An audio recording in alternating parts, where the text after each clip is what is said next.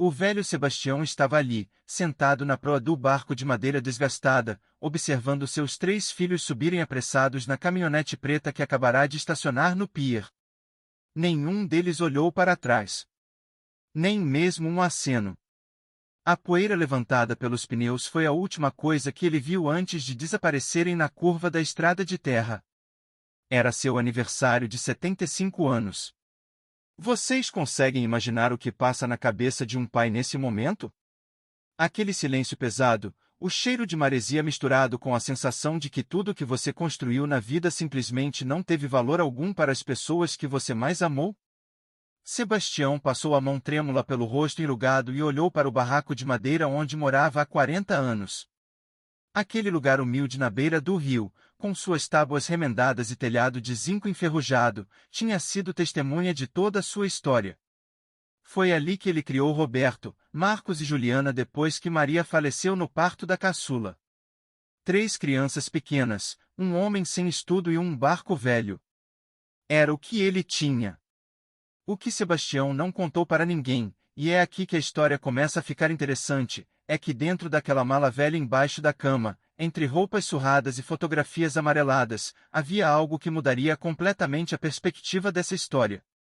Mas vamos com calma, porque o que aconteceu naquele dia merece ser contado nos mínimos detalhes. Tudo começou 3 meses antes, quando Roberto, o filho mais velho, apareceu no barraco com aquela expressão que Sebastião conhecia bem. Era a mesma cara de quando queria dinheiro emprestado. Aos 42 anos, Roberto trabalhava como gerente de uma loja de autopeças na cidade, tinha um apartamento financiado e um carro que parecia melhor do que realmente era. Ele chegou falando sobre uma oportunidade de investimento imperdível. Pai, é uma chance única.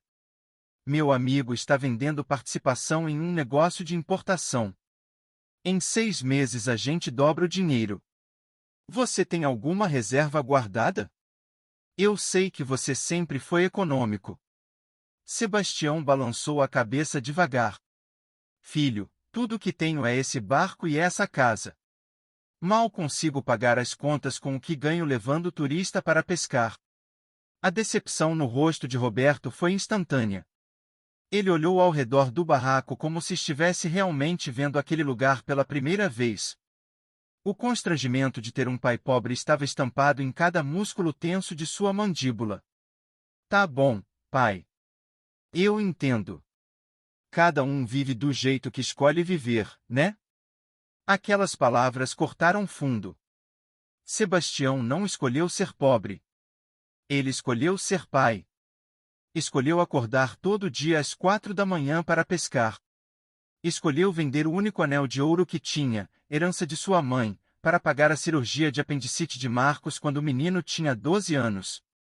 Escolheu trabalhar dobrado para que Juliana pudesse fazer o curso técnico de enfermagem.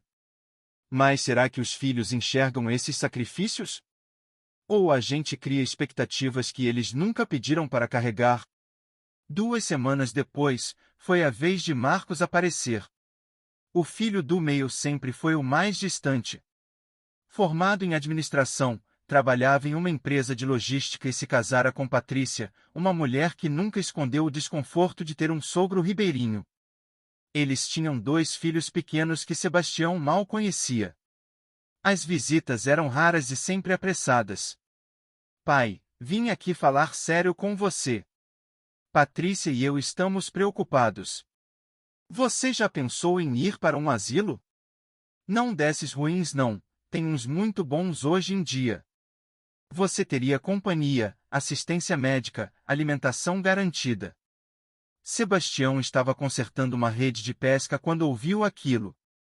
Seus dedos calejados pararam no ar, segurando a agulha de madeira. Asilo? Marcos, eu tenho 74 anos, não 90. Ainda trabalho, cuido de mim, não sou um peso para ninguém. Eu sei, pai, mas é pensando no futuro. E sinceramente, a gente também precisa pensar no terreno aqui. Esse pedaço de terra à beira do rio vale alguma coisa agora. Tem construtoras interessadas na região. Se você fosse para um lugar mais adequado, podíamos vender isso e dividir entre nós 3. Seria bom para todo mundo. Ali estava. A verdade nua e crua embrulhada em papel de preocupação. Sebastião sentiu algo se partir dentro dele, como aqueles galhos secos que quebram com um simples toque. Esse lugar não está à venda, Marcos. E enquanto eu tiver forças, vou morar aqui. O filho saiu irritado, murmurando algo sobre teimosia e oportunidades perdidas. Quantos de vocês já passaram por algo assim? Já sentiram que viraram um inconveniente para as pessoas que deveriam te amar incondicionalmente? Deixa nos comentários, porque essa história está longe de acabar. Juliana foi a última a visitá-lo antes daquele fatídico aniversário. A caçula sempre foi a mais carinhosa dos três, mas a vida também tinha endurecido seu coração. Divorciada, criando um filho adolescente sozinha, trabalhando em turnos duplos no hospital, ela estava visivelmente exausta. Oi, pai. Trouxe umas coisas do mercado para você. Ela colocou 2 sacolas na mesa de madeira manchada. Sebastião notou que eram itens básicos, nada de especial. Mas vinda dela, que mal conseguia pagar as próprias contas, aquilo era um gesto imenso. Obrigado, filha.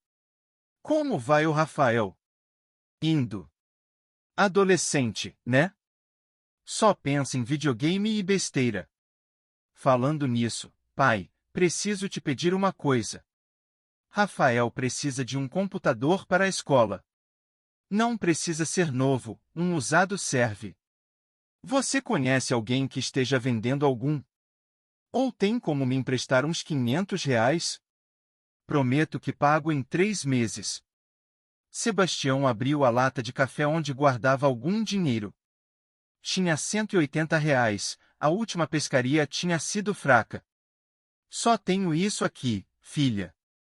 Pode levar. Juliana pegou o dinheiro com uma expressão que misturava gratidão e frustração. Antes de sair, ela se virou. Pai, por que você nunca juntou dinheiro? Nunca pensou em ter uma reserva? A vida inteira trabalhando e não tem nada guardado. Às vezes eu fico pensando se você não foi irresponsável. Aquelas palavras doeram mais que as dos irmãos. Vindo dela, a filha que ele embalou no colo quando Maria morreu, a menina que ele ensinou a ler usando rótulos de produtos porque não tinha dinheiro para livros, aquilo foi uma punhalada silenciosa. Depois que ela saiu, Sebastião sentou na cadeira de balanço que ele mesmo tinha feito 20 anos atrás e chorou. Chorou. Baixinho, como um homem velho chora quando não tem mais ninguém para ver. E pela primeira vez em décadas, ele pensou em Maria. O que ela diria sobre como os filhos tinham se tornado? Aí chegamos na manhã do aniversário dele. Sebastião acordou esperançoso, como velhos solitários acordam em datas especiais. Preparou o café reforçado, vestiu a camisa menos surrada e até passou pente no cabelo ralo. Talvez os filhos aparecessem. Talvez tivessem planejado uma surpresa. Por volta das 10 da manhã, os três chegaram juntos. Sebastião sentiu o coração acelerar. Eles vieram. Mas algo estava errado. Os três tinham expressões fechadas, sérias. Não havia bolo, não havia abraço, não havia o tradicional parabéns. Pai, precisamos conversar. Os três juntos dessa vez, disse Roberto assumindo a liderança como sempre fazia. Eles entraram no barraco e sentaram nas cadeiras simples ao redor da mesa. Sebastião ofereceu café, mas todos recusaram. Marcos foi direto ao ponto, puxando alguns papéis da pasta que trazia. A gente conversou e chegou em uma decisão. Você precisa assinar a transferência desse terreno para nós. Vamos vender, pai. Com o dinheiro, a gente te coloca em uma residência boa e divide o restante. É a melhor solução para todo mundo. Sebastião sentiu as pernas fraquejarem. Hoje é meu aniversário, foi tudo que ele conseguiu dizer. Eu sei, pai, mas essas coisas não podem esperar. A proposta da construtora expira semana que vem. A gente está fazendo isso por você também, completou Juliana, mas evitando olhar diretamente nos olhos do pai. E se eu não quiser? Sebastião perguntou com a voz embargada. O silêncio que se seguiu foi pesado. Foi Roberto quem quebrou, com uma frieza que Sebastião nunca tinha visto no filho. Então acho que cada um vai seguir seu caminho. A gente não pode ficar carregando suas escolhas para sempre. Você nunca quis nada da vida, nunca correu atrás de melhorar. Agora a gente tem nossas próprias famílias, nossos problemas. Se você não quer aceitar ajuda, problema é seu. Foi quando aconteceu algo que Sebastião jamais imaginou. Marcos colocou a chave da caminhonete na mesa e disse: a gente vai deixar você pensar com calma. Vamos dar uma volta de barco, como nos velhos tempos, e quando voltarmos você nos dá a resposta. Vocês percebem a manipulação aqui? Eles estavam forçando uma decisão emocional em um momento que deveria ser de celebração. Mas continuem acompanhando, porque o que vem agora é de partir o coração. Sebastião concordou com a cabeça, ainda atordoado. Eles saíram do barraco e caminharam até o pier onde o velho barco estava ancorado. O motor de popa estava com problemas, Sebastião sabia disso e tinha planejado consertá-lo naquela semana. Mas não disse nada. Subiu no barco com os filhos, sentindo que aquele momento significava alguma coisa maior. O rio estava calmo, com aquela cor barrenta típica da região. Sebastião ficou na proa, os 3 filhos atrás dele. Ninguém falava. Apenas o ronco irregular do motor quebrava o silêncio. Chegaram até uma ilha pequena cerca de 20 minutos rio acima. Era um lugar que Sebastião levava os filhos quando eram crianças para acampar. Pai, a gente vai descer aqui um pouco. Você fica no barco que já voltamos, disse Marcos. Os 3 desceram na ilha e começaram a caminhar. Sebastião esperou, observando as garças que voavam baixo sobre a água. 10 minutos se passaram. 15. 20. Foi quando ele ouviu o motor ligar. Virou-se assustado e viu Roberto ao comando do barco, se afastando. Esperem! O que vocês estão fazendo? Pensa bem sobre a proposta, pai. Tem comida na ilha, tem água da chuva nos ocos das árvores. Quando você decidir o que é melhor para todos, a gente volta. Alguém pesca por aqui sempre, você vai dar um jeito de mandar um recado. E lá se foi o barco, levando seus 3 filhos embora. Sebastião ficou ali, parado na margem, incapaz de processar o que tinha acabado de acontecer. Seus próprios filhos tinham acabado de abandoná-lo em uma ilha deserta. No dia do seu aniversário. Agora me digam uma coisa, o que vocês fariam nessa situação? Isso já passou dos limites do desrespeito.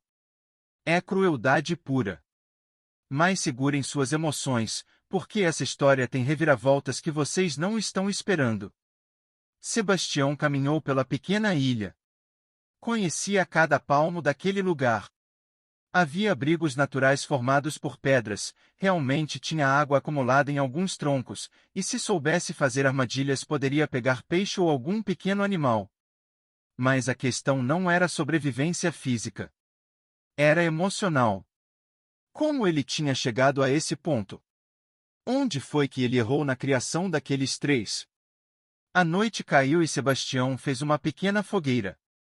As estrelas brilhavam intensamente, sem a poluição luminosa da cidade. Ele se lembrou de quando trazia os filhos ali. Roberto não tinha mais que 10 anos, Marcos 8 e Juliana era apenas um bebê no colo.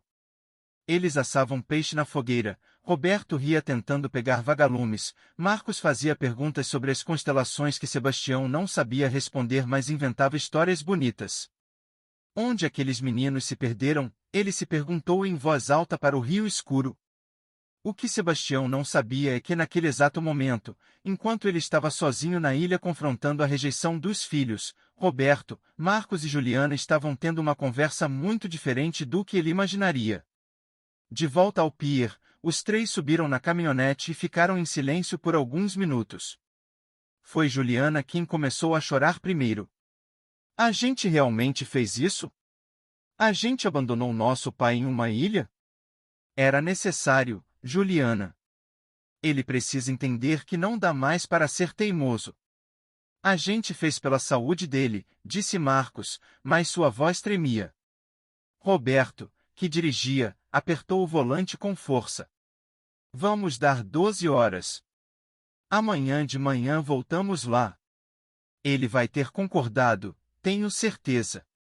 Mas nenhum dos três parecia convencido das próprias palavras.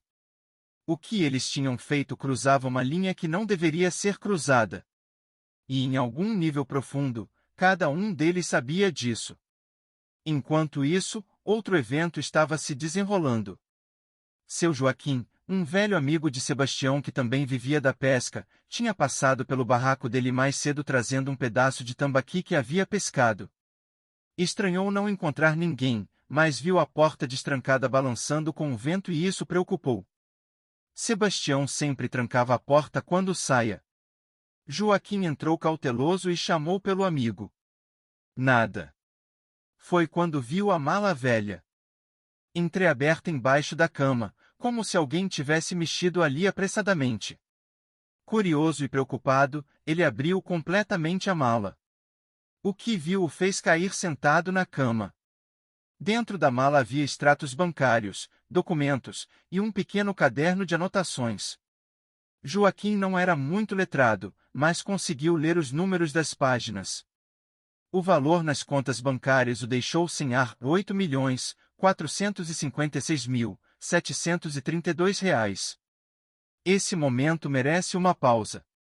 8 milhões. O homem que os filhos consideravam um fracasso, que viviam querendo internar em um asilo, que abandonaram em uma ilha por acharem um peso morto, tinha 8 milhões de reais no banco. Como isso é possível? Joaquim pegou o caderno de anotações com mãos trêmulas e começou a ler. A letra era caprichada, a caligrafia de alguém que aprendeu a escrever tarde na vida mas que levava a tarefa a sério. As primeiras páginas eram antigas, datadas de mais de 20 anos atrás. A primeira entrada dizia: hoje vendi o barco antigo e comprei esse novo. Sobrou R$ 1.200. Maria sempre dizia para guardar para os dias difíceis. Vou guardar na poupança. É para as crianças, para quando crescerem e precisarem. As páginas seguintes documentavam uma vida inteira de sacrifícios silenciosos.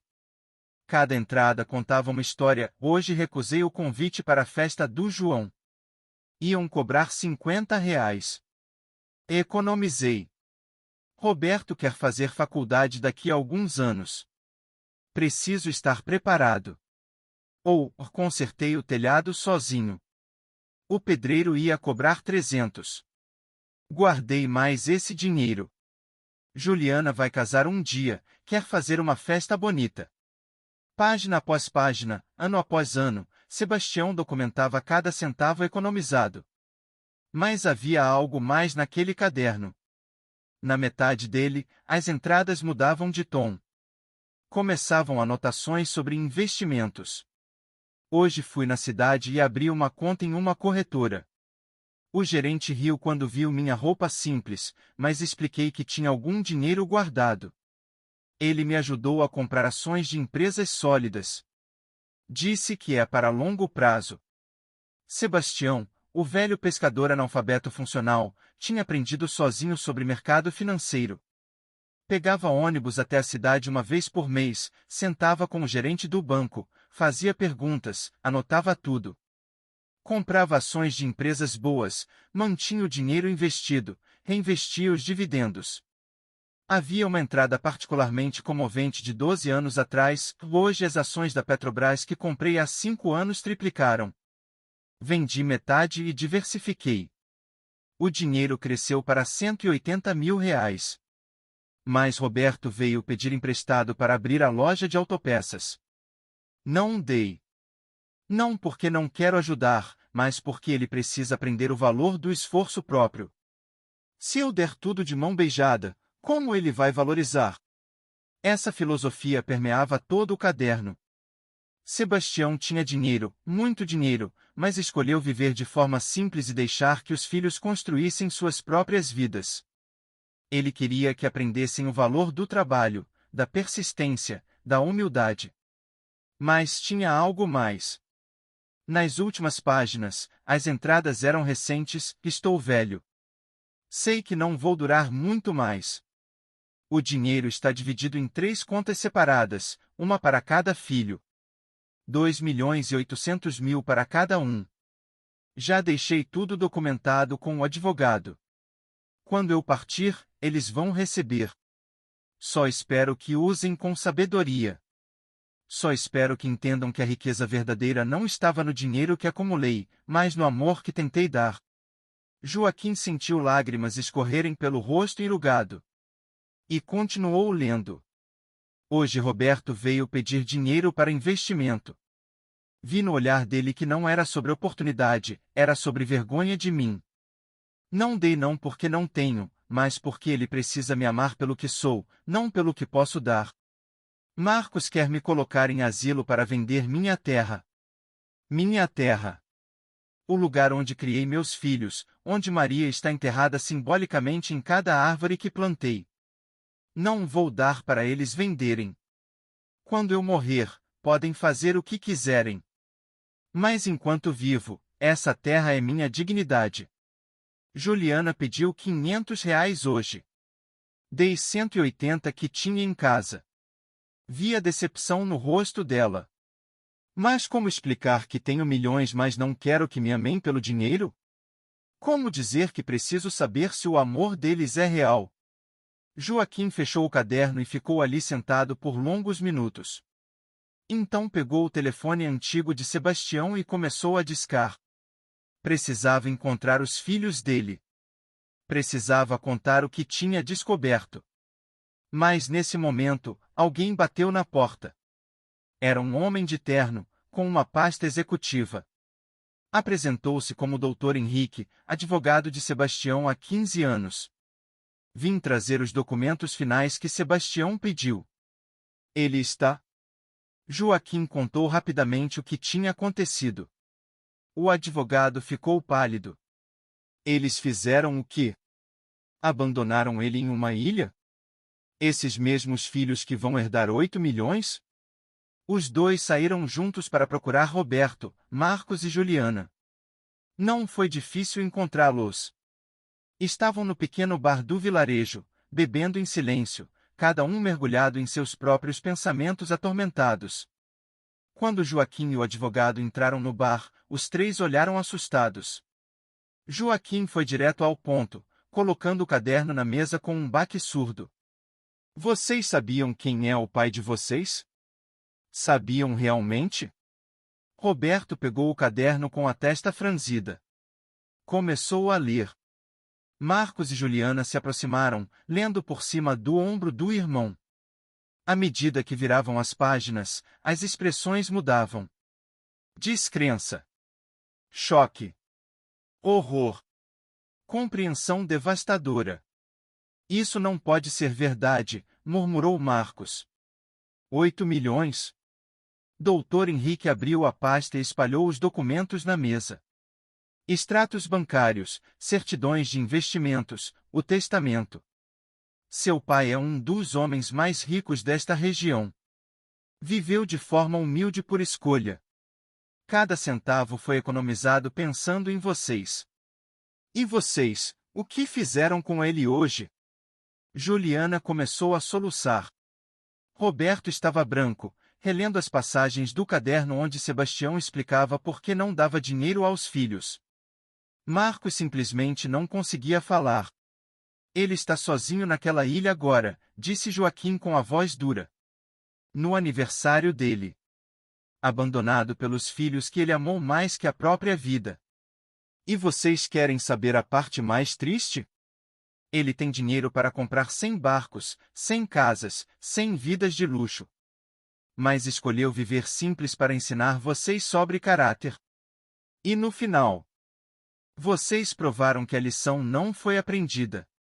Aquelas palavras caíram como bombas sobre os 3 irmãos. A realidade do que tinham feito finalmente os atingiu com força total. Não era apenas sobre o dinheiro. Era sobre terem julgado o pai por sua simplicidade. Terem sentido vergonha dele. Terem considerado ele um peso, um fracasso, alguém descartável. Precisamos ir buscá-lo agora, disse Roberto levantando de um pulo. É noite. O rio é perigoso no escuro, respondeu Joaquim. Vão ter que esperar o amanhecer. E usem essas horas para pensar muito bem no que vão dizer para ele. Aquela foi a noite mais longa na vida dos três irmãos. Roberto ficou relendo o caderno, cada página era uma punhalada de culpa. Marcos chorava silenciosamente, pensando em todas as vezes que sentiu vergonha do pai em público.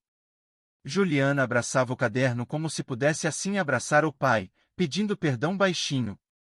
Quando o sol começou a nascer, os três estavam no pier. Joaquim ia com eles. A viagem de barco até a ilha pareceu durar uma eternidade. Cada um mergulhado em pensamentos sobre o que diriam, como pediriam perdão por algo tão imperdoável. Mas quando chegaram na ilha, Sebastião não estava mais lá. O lugar onde ele tinha feito a fogueira ainda tinha cinzas quentes. Havia pegadas na areia que levavam até a margem oposta da ilha.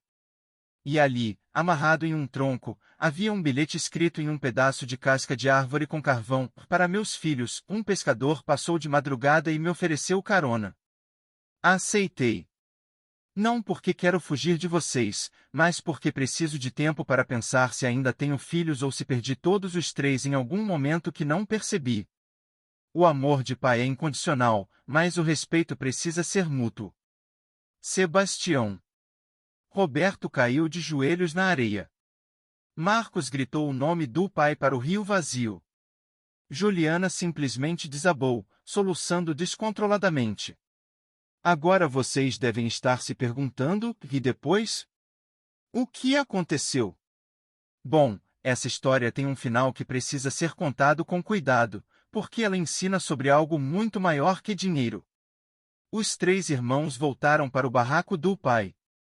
Ficaram ali esperando. Horas se tornaram dias. Sebastião não voltou. Eles perguntaram para todos os pescadores da região. Ninguém sabia onde ele estava. Era como se tivesse desaparecido. Durante esses dias de espera, algo mudou neles.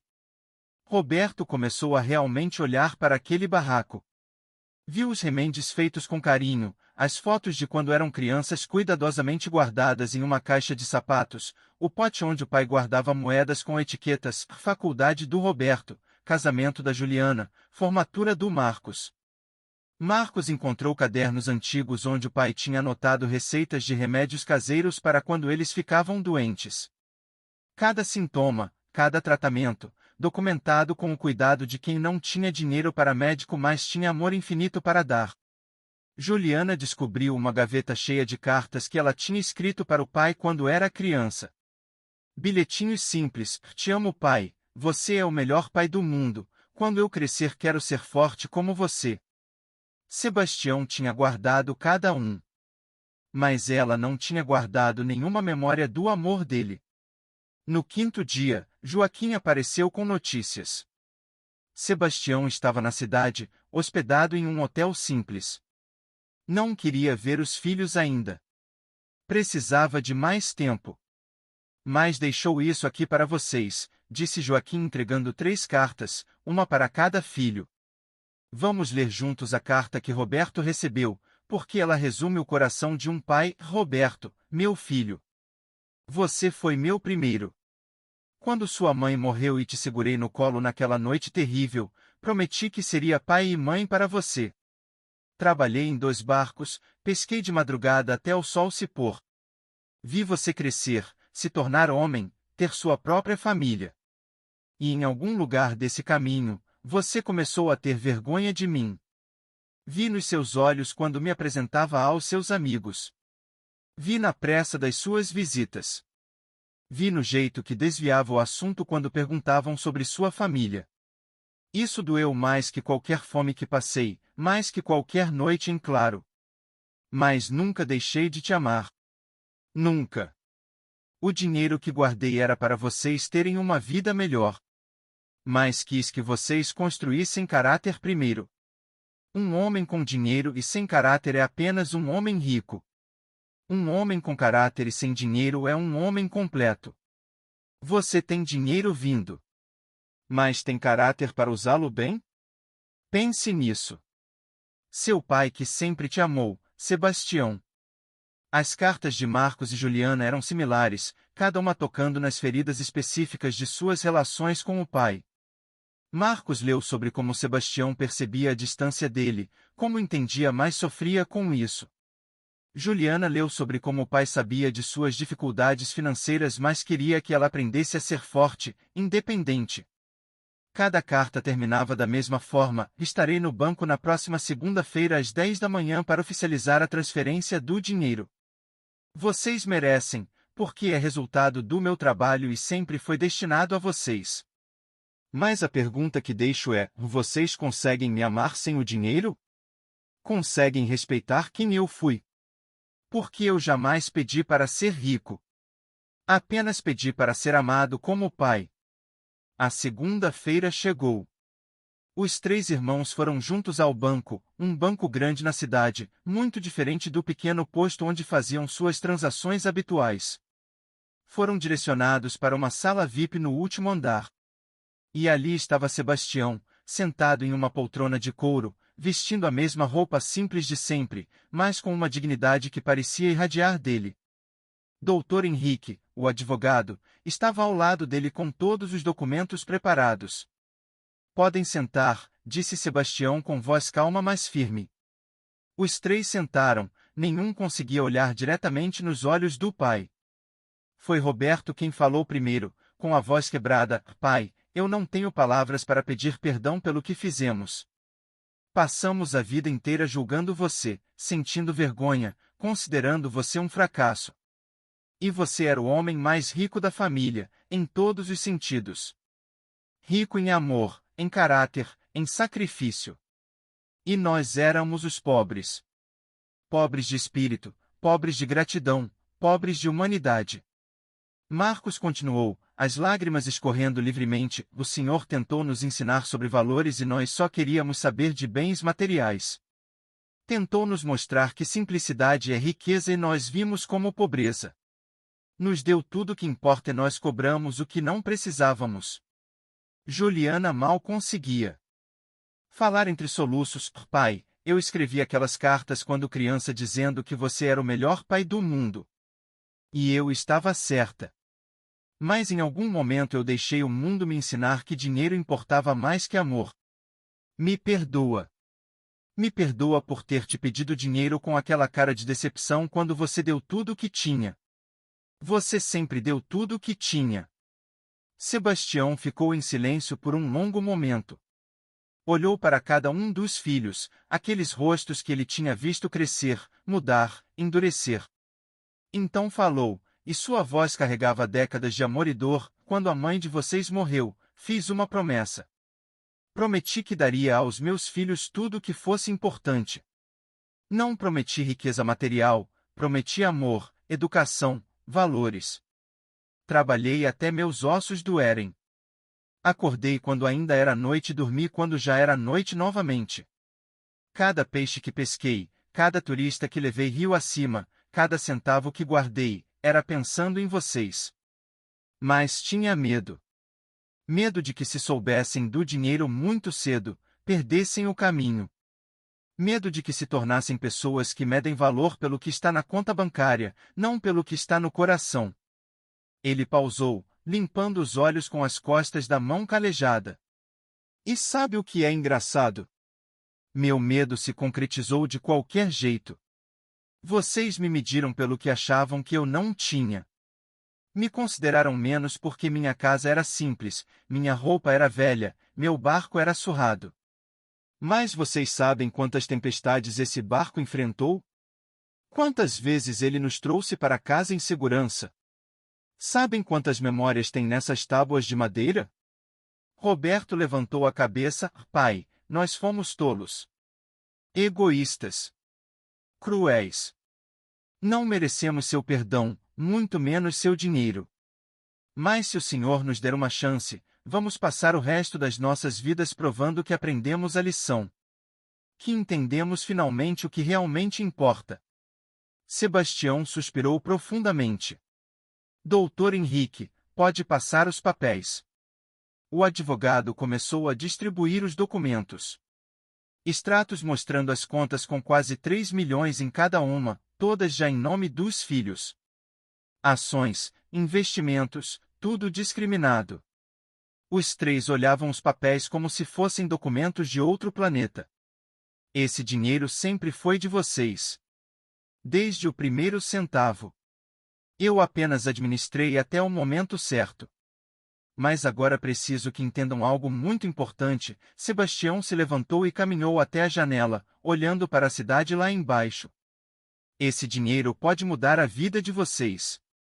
Podem pagar dívidas, comprar casas melhores, dar educação de qualidade para meus netos.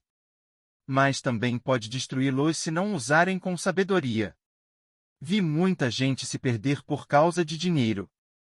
Vi famílias se destruírem por herança. E não quero isso para vocês.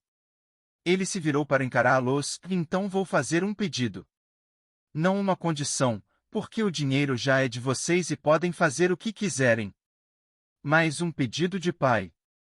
Usem esse dinheiro para melhorar, não apenas suas vidas, mas as vidas ao seu redor. Roberto, você sempre quis aquele negócio?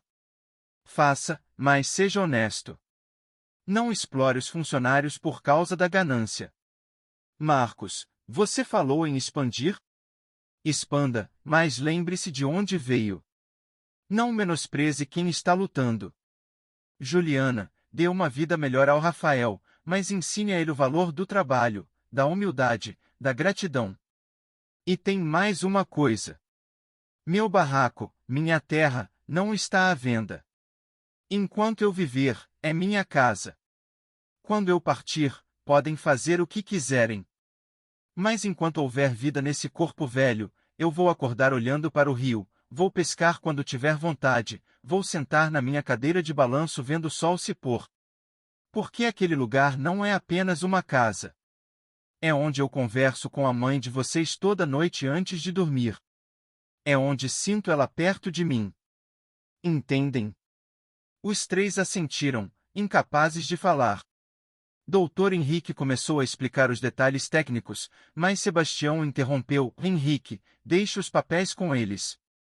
Vou voltar para casa. Para a minha casa. Mas pai, nós podemos te levar, disse Marcos levantando-se rapidamente. Sebastião balançou a cabeça. Não hoje. Hoje eu preciso processar tudo isso. Preciso de tempo. Mas há algo que quero que saibam.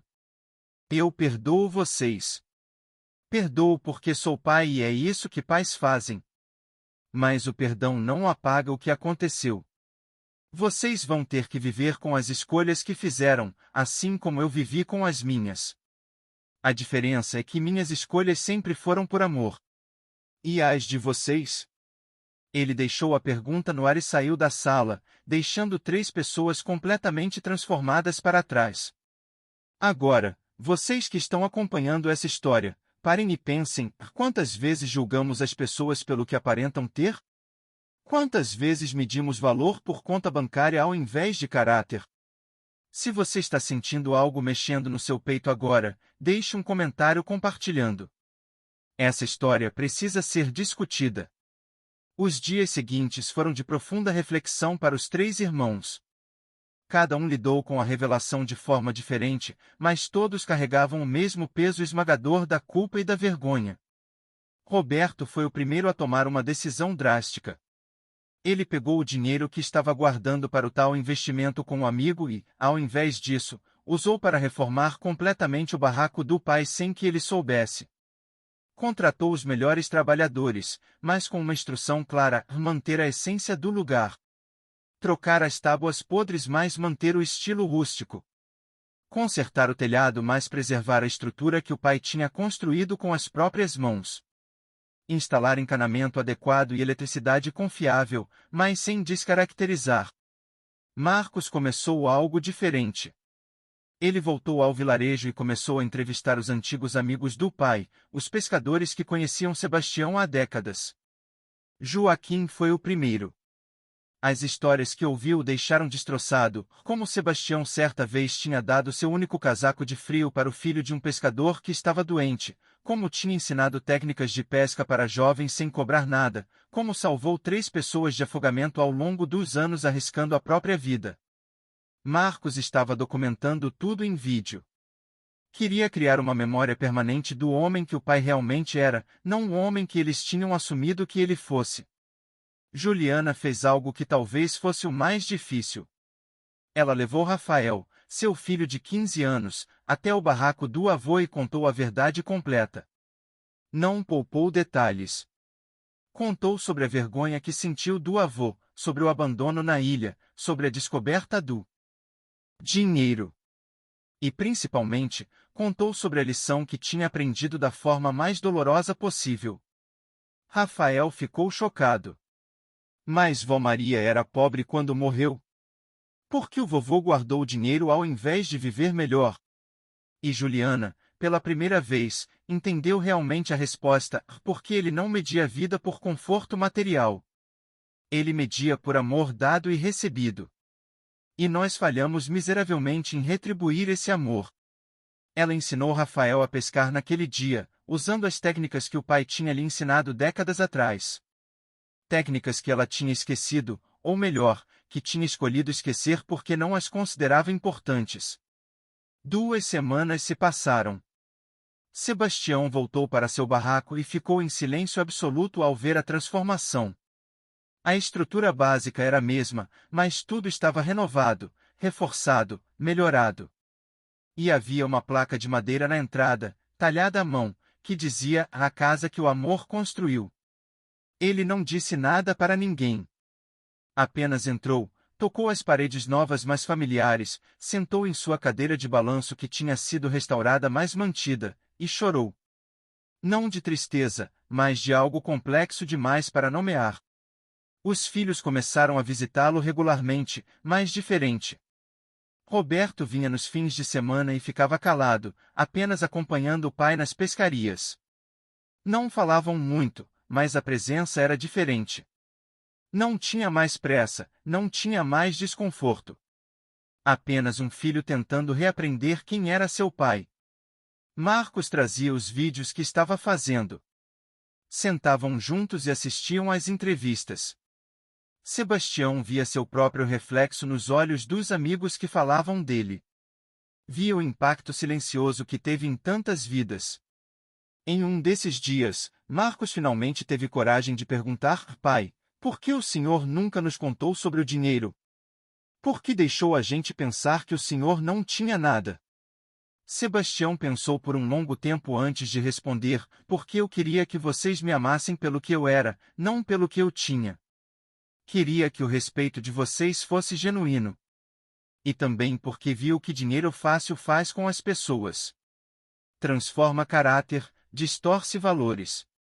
Eu queria que vocês construíssem suas vidas primeiro, que aprendessem a lutar, a valorizar. O dinheiro viria depois, como um suporte, não como uma muleta. Mas nós te desprezamos achando que o senhor era pobre. Não foi mais doloroso assim? Foi. Cada dia foi uma pequena morte. Mas eu tinha fé que um dia vocês entenderiam. Mesmo que fosse tarde demais para mim ver, eu acreditava que aprenderiam a lição. Juliana começou a levar Rafael toda semana. O menino se apaixonou pelo avô e pelo rio. Sebastião ensinou o neto a identificar os melhores pontos de pesca, a ler o rio, a respeitar a natureza. E através dos olhos do neto, os próprios filhos começaram a ver o pai de novo pela primeira vez. Foi durante uma dessas visitas, 3 meses após o incidente da ilha, que Sebastião reuniu os 3 para uma conversa. Sentaram na varanda simples que agora tinha um telhado novo, mas ainda mantinha o charme rústico. Precisamos falar sobre o que aconteceu, ele começou. Não para reabrir feridas, mas para curá-las adequadamente. Os 3 ficaram tensos, mas Sebastião levantou a mão pedindo calma. Vocês me pediram perdão. E eu perdoei, porque é assim que o amor funciona. Mas perdão não significa que esquecemos ou que não houve consequências. O que vocês fizeram revelou algo sobre vocês mesmos que agora precisam trabalhar. Revelou capacidade de crueldade quando as coisas não saem como querem. Revelou que medicam valor por posses. Revelou que podem descartar pessoas quando elas se tornam inconvenientes. As palavras eram duras, mas ditas com suavidade, o que as tornava ainda mais poderosas. Mas também vi mudança nesses últimos meses. Vi Roberto pescar comigo sem checar o celular a cada 5 minutos. Vi Marcos realmente me ouvir quando falo. Vi Juliana ensinar Rafael as coisas que tentei ensinar a ela. Isso me dá esperança. Esperança de que dessa tragédia, algo bonito possa nascer. Roberto respirou fundo. Pai, eu tenho pensado muito sobre o dinheiro que o Senhor nos deu. E decidi algo. Vou usar parte dele para criar um fundo educacional no vilarejo. Para crianças de pescadores que querem estudar mas não têm condições. Quero fazer isso em nome da senhora, em nome de Vó Maria. Sebastião sorriu pela primeira vez em meses. Esse sorriso genuíno que ilumina o rosto inteiro. Marcos continuou, e eu conversei com Patrícia. Longamente. Contei tudo, mostrei os vídeos, os depoimentos. Ela ficou envergonhada também. Decidimos que vamos trazer as crianças aqui todo mês. Não visitas rápidas. Vamos passar fins de semana inteiros. Queremos que eles conheçam o avô de verdade. E que aprendam os valores que deveríamos ter aprendido há muito tempo. Juliana foi a última. Pai, eu tomei a decisão mais difícil da minha vida. Pedi transferência no hospital. Vou trabalhar no posto de saúde aqui da região. Vai ganhar menos, mas vou estar perto. Rafael precisa crescer conhecendo o Senhor. E eu preciso reaprender quem eu sou. A cidade me transformou em alguém que eu não gosto. Quero voltar para minhas raízes. Sebastião não conseguiu segurar as lágrimas. Levantou-se e abraçou os 3 filhos de uma vez, algo que não fazia desde que eram crianças pequenas. E ali, naquele abraço coletivo, algo se curou. Não completamente, porque algumas feridas deixam cicatrizes permanentes, mas o suficiente para reconstruir. Os meses viraram anos. A transformação nos 3 irmãos foi profunda e genuína. Roberto realmente criou o fundo educacional e pessoalmente mentorava jovens do vilarejo. Marcos se tornou uma presença constante na vida do pai, e seus filhos chamavam Sebastião de vovô e corriam para abraçá-lo toda vez que chegavam. Juliana voltou a ter a paz que tinha perdido na correria da cidade grande. E Sebastião? Ele continuou vivendo em seu barraco à beira do rio, pescando quando queria, balançando em sua cadeira enquanto via o pôr do sol. Mas agora estava rodeado de amor genuíno. Seus netos brincavam em sua varanda. Seus filhos realmente ouviam quando falava. E ele, finalmente, sentia que a lição tinha sido aprendida. Mas vocês sabem o que é mais bonito? A verdadeira riqueza que Sebastião acumulou não estava nos 8 milhões no banco. Estava nas vidas que tocou silenciosamente. Estava nos pescadores jovens que ele ensinou e que agora sustentavam suas famílias. Estava nas pessoas que ele ajudou sem alarde. Estava no respeito que conquistou sendo simplesmente quem era. Joaquim, o velho amigo, certa vez comentou: Sebastião é o homem mais rico que conheço. E não estou falando do banco. Estou falando do tipo de riqueza que você não pode depositar, mas pode compartilhar infinitamente. Amor, respeito, sabedoria, paz.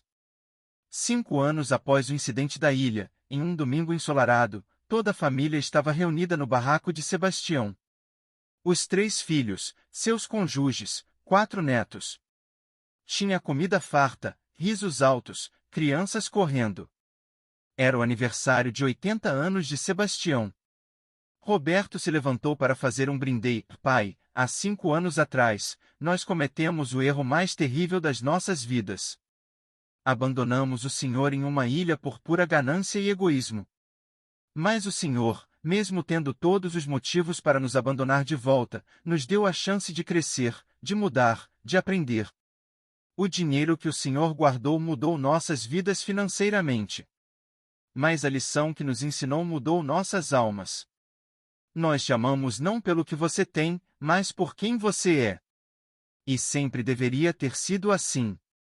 Todos levantaram suas bebidas. As crianças, mesmo sem entender completamente, sentiram a solenidade do momento. Sebastião olhou ao redor, para aquele círculo de amor que quase perdeu por completo. E percebeu que sua vida tinha chegado onde precisava chegar. Não era perfeita, ainda havia cicatrizes, momentos de dor e lembrança. Mas era real. Era verdadeira. Era rica nos aspectos que realmente importavam. Naquela noite, depois que todos foram embora e a lua iluminava o rio com seu brilho prateado, Sebastião sentou em sua cadeira de balanço e falou baixinho para o vento, como fazia toda noite: Maria, nossos filhos finalmente entenderam. Demorou, e o caminho foi doloroso, mas eles entenderam. Você estaria orgulhosa deles agora. Estaria orgulhosa da família que construímos, mesmo com todos os defeitos e erros. Porque no final, amor, no final o que fica não é o dinheiro que acumulamos ou as coisas que possuímos. O que fica são as vidas que tocamos, as lições que ensinamos, o amor que compartilhamos. E ali, sob as estrelas infinitas, Sebastião encontrou uma paz que havia procurado por toda a vida. A paz de saber que sua missão estava cumprida. Que seus filhos, apesar do caminho tortuoso, tinham se tornado pessoas melhores. Que seus netos cresceriam com valores sólidos. Que seu legado não seria medido em milhões, mas em gerações que aprenderiam sobre o que realmente importa. A história de Sebastião nos ensina algo fundamental que nossa sociedade frequentemente esquece: riqueza verdadeira não está enquanto você tem, mas enquanto você dá. Não está enquanto você acumula, mas enquanto você transforma. Não está na conta bancária, mas no coração das pessoas que você tocou. Os filhos pobres que abandonaram o pai no barco aprenderam da forma mais brutal possível que ele nunca foi pobre. Eles é que eram pobres de espírito, pobres de gratidão, pobres de humanidade. E essa pobreza quase custou o que realmente importava: o amor de um pai. Mas diferente de muitas histórias, essa teve a chance de ser remediada. Teve a oportunidade de transformação. E isso aconteceu porque Sebastião, mesmo ferido, mesmo devastado, nunca desistiu de ser pai. Nunca fechou a porta. Sempre deixou uma janela aberta para o perdão, para o recomeço, para o amor. Então aqui vai a pergunta final para vocês que acompanharam essa história até o fim: quem são os Sebastiãos na sua vida? Quem são as pessoas que você tem julgado pela aparência, pela simplicidade, pelo que parecem não ter? E mais importante ainda, você está sendo filho de Roberto, Marcos e Juliana para alguém? Está medindo valor por coisas erradas? Porque a grande verdade é que todos nós, em algum momento, somos tantos filhos ingratos quanto o pai sofredor. Todos cometemos erros, julgamos incorretamente, priorizamos o que não importa. A diferença está em reconhecer isso antes que seja tarde demais. Está em ter a coragem de mudar, de pedir perdão, de recomeçar. A história de Sebastião é a história de muitos pais e mães que dão tudo silenciosamente, que sacrificam sem esperar reconhecimento, que amam incondicionalmente mesmo quando não são amados de volta. É a história de valores perdidos em uma sociedade que mede sucesso por números em uma tela de banco. Mas também é uma história de esperança. Esperança de que nunca é tarde para aprender. Nunca é tarde para mudar. Nunca é tarde para reconhecer o que realmente importa e viver de acordo com isso. Se essa história te tocou, se você sentiu algo se mexer dentro do seu peito, talvez seja a hora de ligar para aquele pai, aquela mãe, aquele avô ou avó que você tem negligenciado. Talvez seja a hora de pedir perdão por julgamentos passados. Talvez seja a hora de valorizar enquanto há tempo. Porque a maior tragédia não é descobrir tarde demais que alguém tinha 8 milhões no banco. A maior tragédia é descobrir tarde demais que alguém tinha 8 milhões de amor para dar, e você estava ocupado demais contando dinheiro para perceber. E se você chegou até aqui nessa história, você já entendeu a lição que Sebastião tentou ensinar: a vida não é sobre quanto você tem quando morre. É sobre quanto você deu quando viveu. Não é sobre o que você deixa em herança material. É sobre o que você planta nos corações das pessoas que vão continuar aqui depois que você partir. Sebastião plantou amor, humildade, trabalho, dignidade. E quase viu essa plantação ser destruída pela ganância. Mas no final as sementes germinaram. Demoraram mais do que ele esperava, cresceram de forma mais dolorosa do que ele gostaria, mas germinaram. E esse é o verdadeiro final feliz dessa história. Não um final onde todos ficam ricos e vivem em mansões. Mas um final onde todos ficam ricos em espírito e vivem em paz. Onde a família se reconstrói sobre bases sólidas. Onde o amor, finalmente, vence a ganância. E você, que história está escrevendo na sua própria vida? Você é o Sebastião plantando sementes? Ou é o Roberto, Marcos e Juliana precisando acordar antes que seja tarde? Pense nisso. Reflita profundamente. Porque um dia, cada um de nós vai sentar em nossa própria cadeira de balanço e avaliar se valeu a pena, se fizemos as escolhas certas, se amamos as pessoas certas da forma certa. Que a história de Sebastião nos inspire a fazer escolhas melhores hoje, para não termos que pedir perdão amanhã.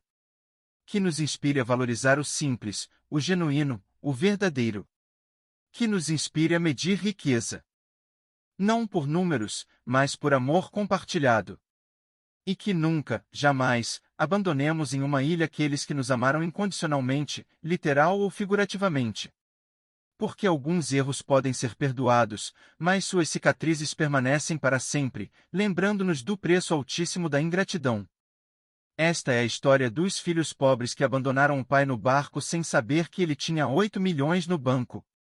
Mas mais do que isso, é a história de um amor que sobreviveu à maior das traições e de uma família que aprendeu, dolorosamente, o que realmente significa ser rico.